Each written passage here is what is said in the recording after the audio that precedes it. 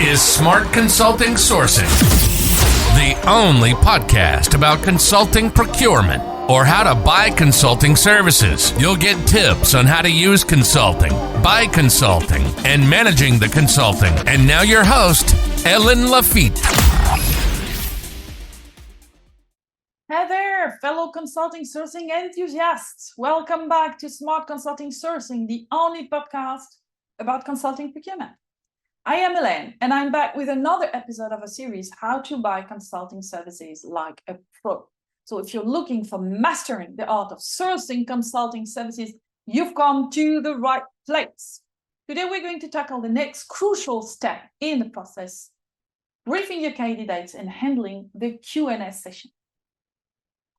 Let's kick things off by revisiting last week's episode and recapping the key takeaways on how to refine your list of candidates for your project and check references, of course. Yes, we know it's not the most exciting topic, but trust us, it's essential to make the right choice.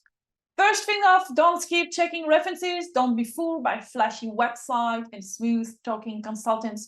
You want to make sure the consulting firm you're considering has the skills and experience they claim to have. When checking references, make sure you ask the right questions, focus on the consultant's understanding of your situation, their knowledge and experience, but also their fit with your team and culture, or whatever is relevant to your project, of course. And make sure you're getting genuine feedback. That's why we use the 0-4R approach. You're real, relevant, recent, and related. So don't waste time talking to fake references or hearing about outdated projects. Last but not least, don't compromise on the references. If a consulting firm refuses to provide references or uses confidentiality as an excuse, don't hesitate to calling a third-party player like Consulting Quest to help you check the references and make the right choice for your project. Remember, checking references is not only about ensuring that the consulting firm has the necessary skills and experience, but also about ensuring that you have a good fit and potential working relationship with the consultant team. So take the time to do it right. In case you missed our previous episode, you can listen to all of our episodes on Spotify, iTunes, and YouTube. And if you prefer reading, you can find the full transcript on the thought leadership section of our website, consultingquest.com. Now, in this episode, we'll cover everything you need to know about preparing and delivering a comprehensive briefing to your consulting candidates, as well as how to handle the Q&A sessions. So get ready to take some notes and let's dive in. You've selected the best consulting firms to send your RFP to, but before you start sharing your company's secret sauce, take a step back and ask yourself, did we sign an NDA with them?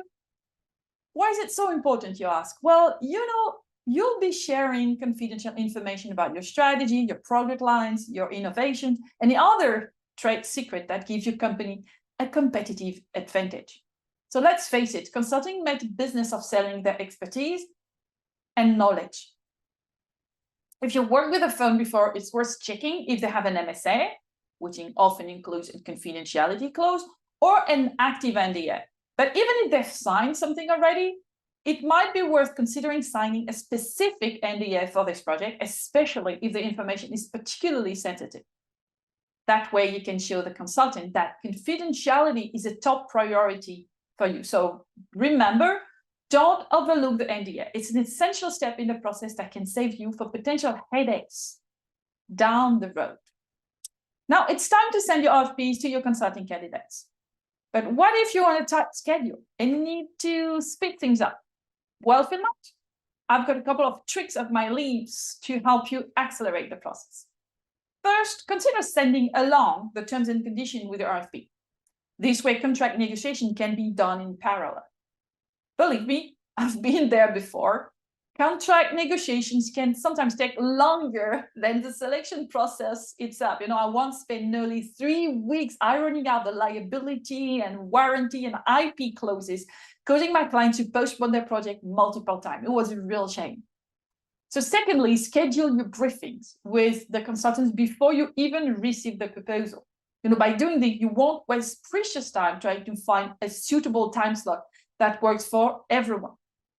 Trust me, this couple of days can make a big difference. Now, let me make a case for the power of briefing. I know some executive and procurement leaders out there prefer to have a first round of proposals on paper. But trust me, when it comes to consulting, that's a recipe for disaster. Unless you enjoy drowning in a sea of 15 suppliers' proposal, or you have a project so straightforward that it practically seems twinkle, twinkle, little star, right? But let's be real here, my friends. Having a lineup of 15 suppliers in the first round, that's just plain bonkers.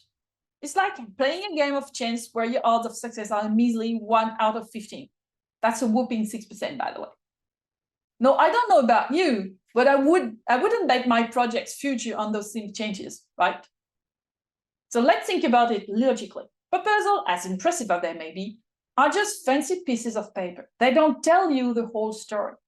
You can't access the chemistry or the fit between your team and the consultants from a proposal alone. It's like judging a book by its cover without even peeking inside. Here's a smarter approach.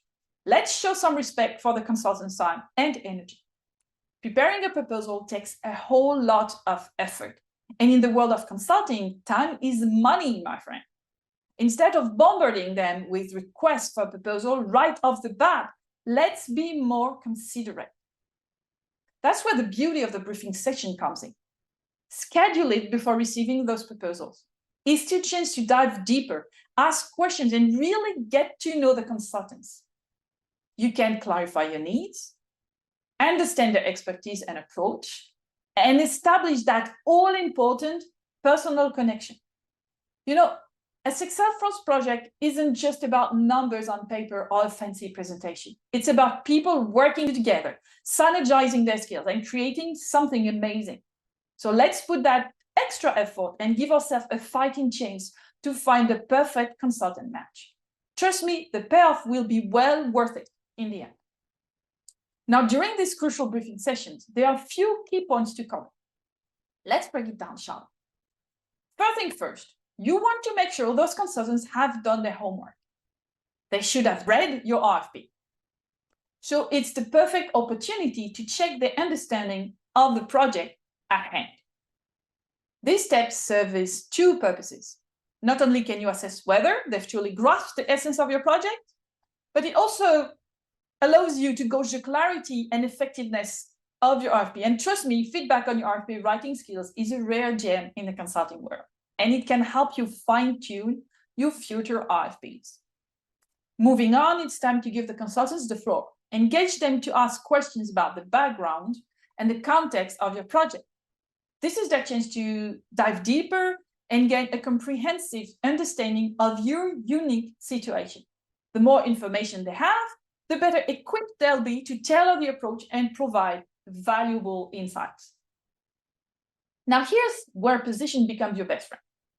Be crystal clear about the exact scope of the project. Specify which parts of the company will be involved, which functions will be impacted, and the number of people who will be affected. This level of detail is crucial for the consultants to accurately size their team and determine the workload required. The more precise you are, the more accurate their proposal will be, and the better the price. So let me share a little insider tip with you. When consultants aren't completely certain about the scope of a project, they tend to err on the side of caution. So they'll take a safety net approach and slightly overestimate the workload to mitigate any uncertainties. It's their way of covering all their bases and ensuring they're prepared for any unexpected twists and turns. So here's the secret sauce. When you provide clear and precise details during the briefing session, you remove that safety net. Consultants can confidently assess the actual workload and deliver a more competitive price. And well-crafted questions can go a long way. Let me share you with two power-packed questions that are sure to make an impact during your briefing session. Ready? Okay, here they are. First, we have the question that sets the stage for success. What does success look like?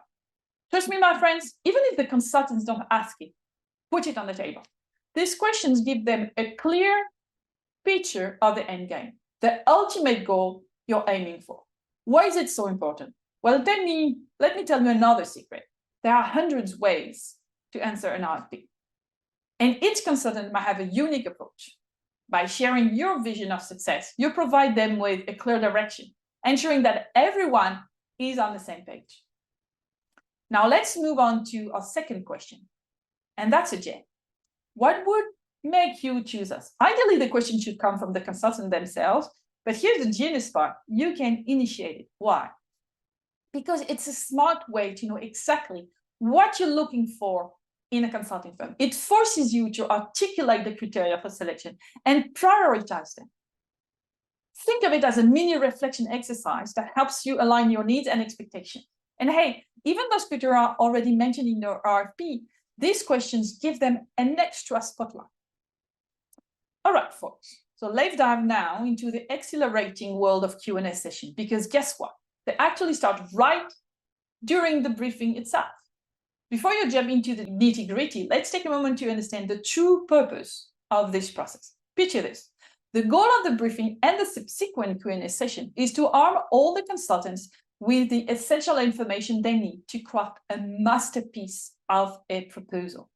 We want them to bring their A game, right? But here's the catch. Every consultant should have access to the same information. Yes, it's all about a level playing field. Now, here's a fascinating observation I've made over the years. Executives tend to become more direct and more comfortable with the briefing process. The answers become sharper, more precise, and loaded with valuable insights. And that gives a clear advantage to the last consultant who receives the briefing. But hey, that's not fair play. To ensure fairness and maintain healthy competition, it is crucial to share the same information with every consultant. This levels the playing field and allows all the consultants to put their best foot forward. It's like giving everyone the same set of tools so they can unleash their creativity and dazzle you with their proposals. During the briefing and subsequent Q&A, consultants may come up with their own unique set of questions. They're like little puzzle pieces scattered around, waiting to be assembled into a complete picture. Now, your mission, should you accept it, is to gather all the questions and create a comprehensive FAQ document. By consolidating the questions asked during the sessions, you're ensuring that all the consultants receive the same information. It's like giving them a treasure trove of answers, neatly packaged and ready to be unleashed upon the world. Plus, it saves you from the hassle of repeating yourself multiple times. Efficiency, my friends, efficiency. I know that some consultants may hate hearing that, right? This is the age-old dance between consultants and clients. Let's imagine that you're in the middle of a Q&A session and a consultant throws a question your way that seems oh so crafty.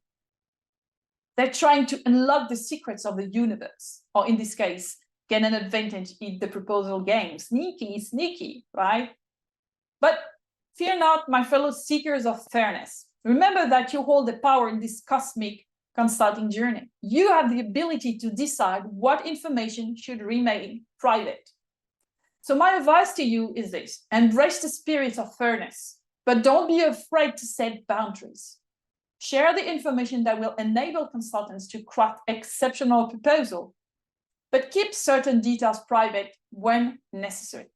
I know it's a delicate balance, like walking a tightrope in the consulting circus.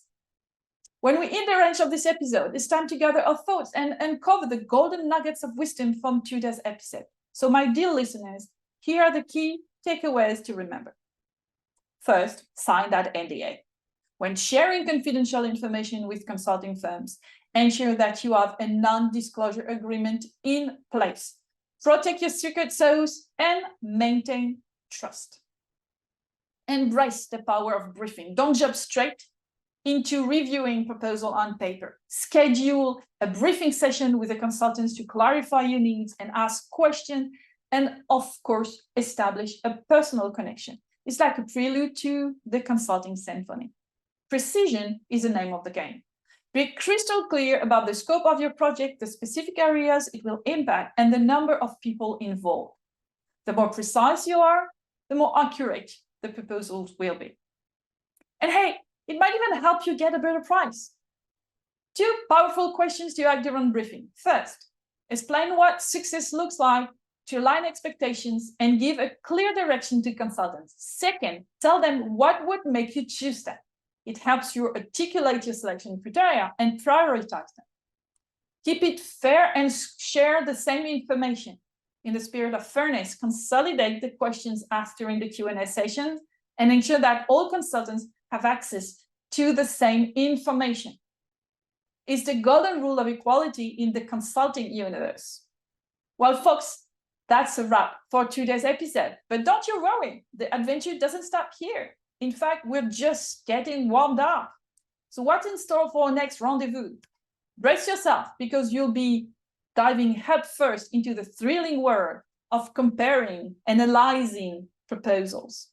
So mark your calendar, set those reminders, and join me next time on Smart Consulting Sourcing for another electrifying episode. Till then, stay safe and happy sourcing. And if you have any question about today's topic or any consulting procurement related topic, actually, remember you can always contact me directly on LinkedIn or by email, because I'm always game for a chat. Bye, and see you next week. Au revoir. You've been listening to Smart Consulting Sourcing, the only podcast about consulting procurement.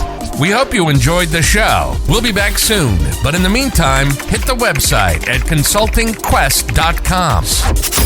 Find us on LinkedIn, Twitter, and YouTube. For questions and comments, send an email to ellen.lafitte@consultingquest.com. See you next time.